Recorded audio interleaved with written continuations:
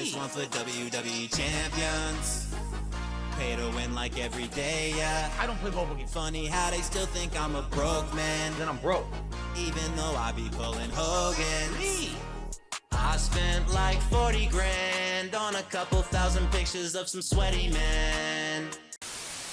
And then we swung into Final Fantasy VII Rebirth. And not surprisingly enough, we went from having over 400 viewers on the podcast to barely 200 on this stream. Yeah, RPG burnout continues. I hear you. I knew it was going to happen. I predicted this in January. Now, what do we do today? Well, I wanted to finish up the open world around Junon.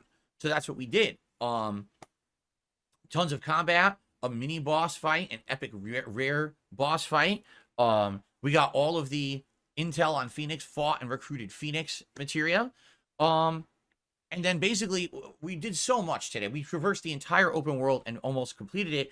The only thing left at the very end is the proto-relic. And I'm like, oh, is it going to be like the first area, the grasslands, where you have to have like conversations and dialogue and you have to go all around the map doing fights?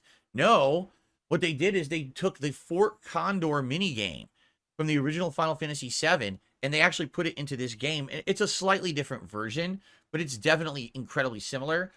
And you have to do it 4 times in order to finish the Proto-Relic questline. And I'm like, 4 times? You didn't have to do it 4 times in the original game. It was optional, remember? You basically did it once. It was optional. And then they said, hey, if you want to come back and do it, you can do it. And if you remember, the big reward was the Phoenix materia.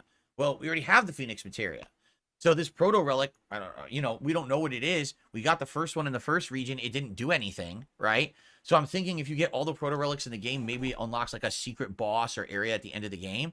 But I find it, honestly, a little annoying that they're forcing you at this point to do 4 Fort Condor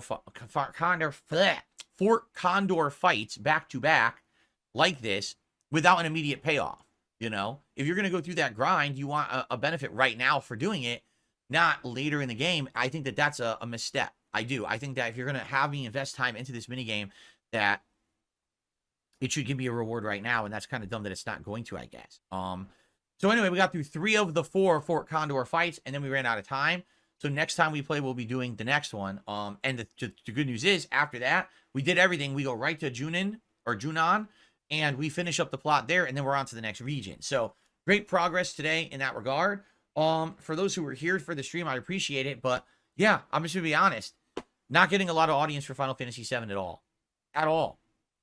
Like, it's actually the least attended stream I'm doing right now. I wish that was a joke. It is. It's actually today had less than Baldur's Gate, and it actually had less than Like a Dragon.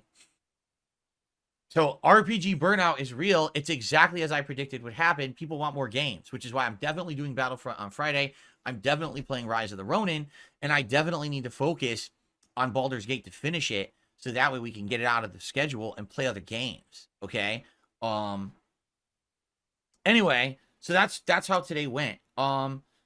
Only doing one stream sucks because obviously it would be good to balance it with a night stream for variety and another opportunity, obviously, to earn some money. And I don't get that now.